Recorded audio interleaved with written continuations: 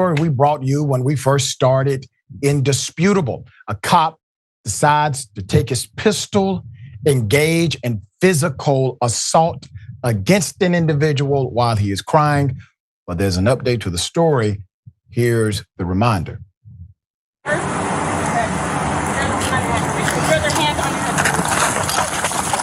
Whoa, Get out. Whoa, what did I do? Stay down. Whoa, what the hell did I do, dude? Roll over on your face. Roll over on your stomach. What did I do? Over on your stomach. What did I do, man? Over on your stomach now. Okay, bro. Okay. Roll over on your stomach. Okay, bro, don't shoot me, man. Get on your stomach. What did I do? Roll onto your stomach. Am I gonna go? Yes. Onto your stomach. I didn't do anything. What the hell? Put your hands out in front of you. Okay. Put your hands out in front of you. Dude? Hands all the way out.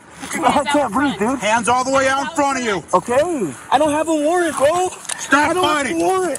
Stop fighting. Help! I don't have a warrant, bro. Step up cover. Bro, I don't have no warrant, bro. Get on your face. Bro, I don't. Get on your face. I don't have a warrant, dude. Get on your face. Oh, Get on your face. okay, bro. On your You're face. killing me, bro. On your You're face. killing me. Get on your face. You're, Roll over on your face. you're killing me. Over. You're killing on your me. face. You're killing me. You're killing me. Get on your face. I don't have a warrant, bro. Going to make your blood boil. John Hubert, a former Aurora, Colorado cop, in 2021 was caught on body cam footage, choking, pistol whipping, and threatening to eliminate, to unalive a black male.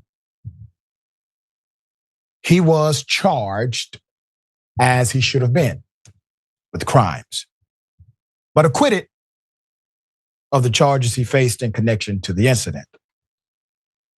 The officer was found not guilty of attempted first-degree assault, second-degree assault, and felony menacing, as well as 2 misdemeanor charges, official oppression and official misconduct. The charges stemmed from the violent arrest of Mr. Kyle Vincent. This took place July 2021. The jury delivered the verdict last Thursday following a 9-day trial. That day, the officer and his then partner, Francine Martinez, responded to a trespassing complaint in a shopping center. They encountered 3 men in the parking lot, all of whom reportedly had warrants for their arrest. 2 of the men fled the scene after Martinez tried to detain one of them. Vincent was the only one who stayed. Body cam footage shows Vincent following police orders to get on his stomach and put his hands out. Vincent is heard saying that he had not done anything wrong and there was no warrant for his arrest. Police reported he did have a warrant for a probation violation. The officer then struck Vincent in the head about a dozen times with the butt of his pistol before telling Vincent to roll over on his back. They don't teach you that at the academy, by the way. While Vincent is crying out, the officer is heard telling him, quote, "If you move, I will shoot you," end quote, before wrapping his hand around Vincent's neck for 39 seconds, choking him. There's more. Vincent begged the officer to not shoot him. When backup arrived, another officer used a taser on Vincent. He was handcuffed and taken into custody, but first the hospital. The head wounds he suffered required 6 stitches, according to the arrest affidavit. Officer Hubert told other officers at the scene, quote, "All that blood on him is from me pistol whipping him. I was wailing the F out of him," end quote. 4 days later, Officer Hubert was arrested. He quit the police department shortly after his arrest.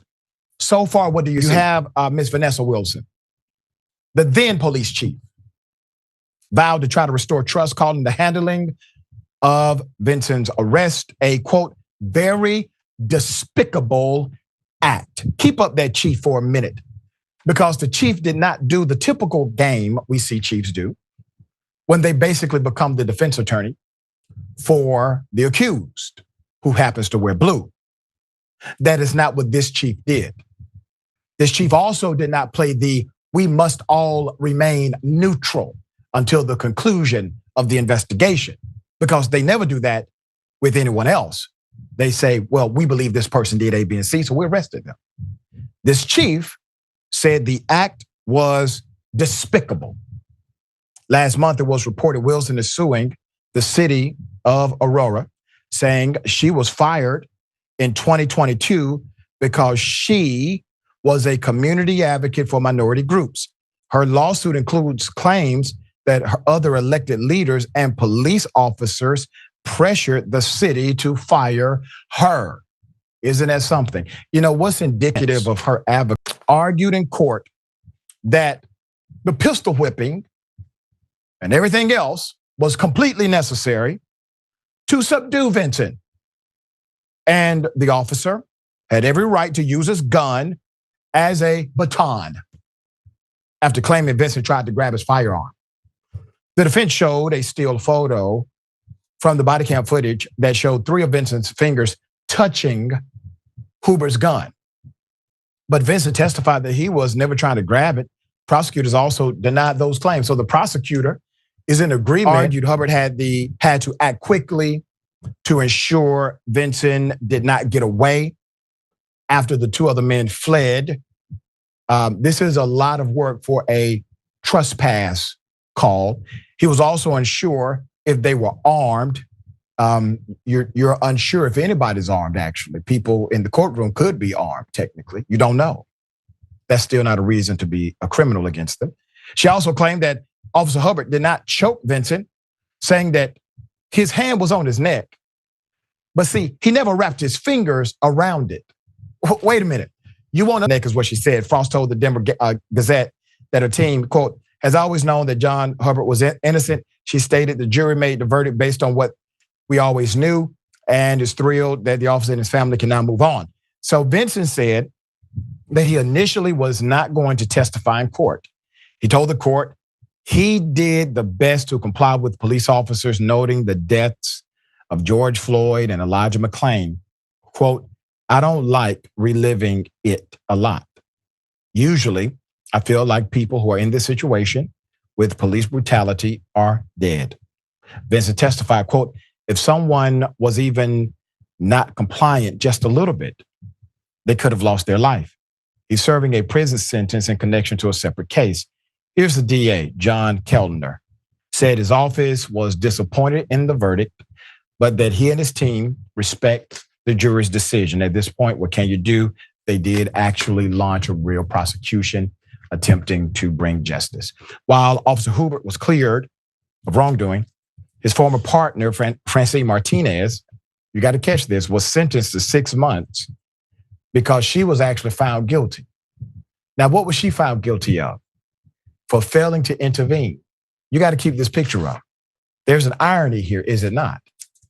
She goes to jail. She gets charged. She gets a 6-month sentence because she failed to intervene what the jury has now claimed to be completely legal activity. There's more. The officer's acquittal comes just months after another former Aurora cop and 2 paramedics were convicted for their roles in Elijah McClain's 2019 death. McClain was put in a neck hold by police, and after being rendered unconscious, medics injected ketamine into his bloodstream, killing him. He went into cardiac arrest and died days later. Accountability is just so striking, right? Because people will often say, well, that guy was resisting. And I would say, okay, well, that guy made a mistake in his understanding of what this, police contact, ultimately what the outcome was supposed to be. But that doesn't mean he should get pistol whipped. That doesn't mean he should die, depending on the encounter. However, when police officers make quote unquote mistakes, there's no accountability, right? Like when victims of police violence, when police sort of interpret what they're doing as non-compliant, AKA not following the rules, those people are liable to die for that non-compliance. God did not comport himself in the manner that the police say. Their rules dictate that he should behave, and yet still there's no accountability. There is no punishment for those behaviors. And again, the reason why a lot of this stuff becomes a self-perpetuating sort of event is that when the public sees that the police have no accountability, now when they have contact with the police, they're in fear. And that just makes everything sort of snowball, where people are in fear of the police and more mistakes are being made, and it becomes a more dangerous atmosphere. And I think that's the major problem, man, is that the trust that gets eroded in this way, where it makes for, if you're a citizen in Aurora, who, let's just face it, you might not be one of the more weller off, affluent citizens. When you encounter police, you have no reason to believe that you're gonna be safe. Yeah. And I think those outcomes are ultimately awful for everybody involved.